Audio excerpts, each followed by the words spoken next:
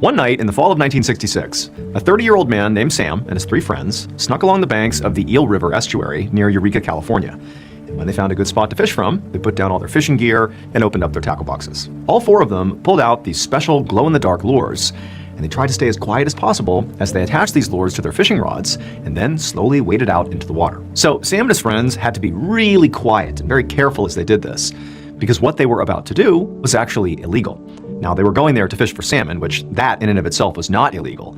But doing it at night here was. And that was because the salmon at night would all gather together in this deep, slow-moving spot in the river to sleep. And so they were like extremely easy prey. You could practically just walk out and like hit them over the head and there you go, you got a salmon. And so on the one hand, it was sort of unethical. It's not really fishing anymore. It's just like smashing a fish in a barrel, basically.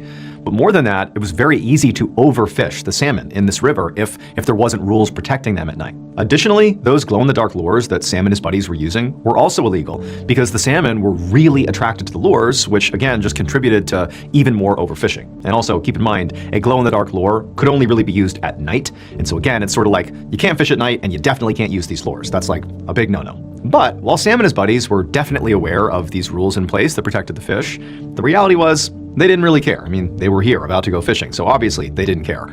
And the reason for that is they made a lot of money by catching a lot of these fish at night and then selling them illegally.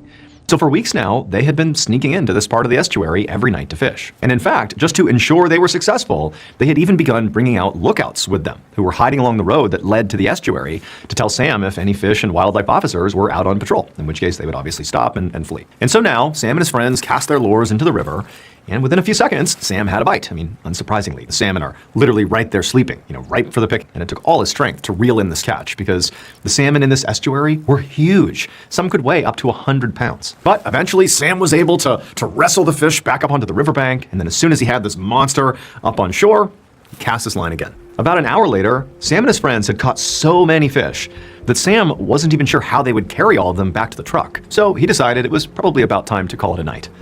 So, just for good measure, he cast his lure one more time into the water, and like always, he got a bite right away. But this time, when he began reeling it in, there was way more drag on his lure than he had ever felt before, even with some of the biggest fish he had ever caught. I mean, this was like a monster. And so Sam, he could barely turn his reel, like he could barely get this thing to move in the water. And then he's thinking, I have caught, for sure, the biggest salmon I've ever caught in my life. Like, this is incredible. And so he calls out to his buddies to get a net ready, come over here, get ready to catch this thing, it's huge. And his buddies are all excited, they got their nets ready, and he's reeling, and they can hear the sound of the water splashing. They can barely see, it's dark, but they know the fish is fighting like mad, and he's pulling, and finally, he gives one more heave, and he gets this fish up and out of the water, and all his buddies, they're all looking to see what he caught, and when they see what it was, Sam, after freezing, in terror for a second, he turns to his friends and just screams, "Run!" It would turn out Sam had not caught a gigantic salmon.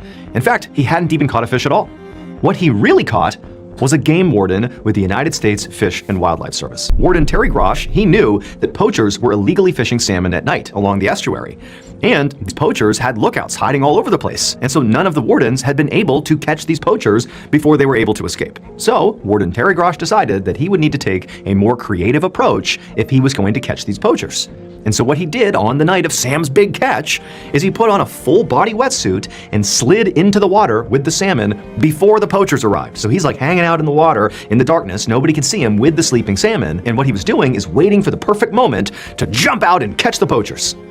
But what ended up happening is the poachers actually caught Terry. But after Sam had reeled the warden out of the water, even though he yelled for his buddies to run, Terry Grosh just pulled down his hood and he's like, yeah, you're all under arrest. Once word got around that Terry had literally been in the water with the salmon to protect them, very quickly, poaching stopped at the Eel River estuary, at least for quite a while. And in fact, the stunt by Terry was so successful that it inspired a few other game wardens along the west coast of the United States to also get in the water and catch illegal fishermen that way.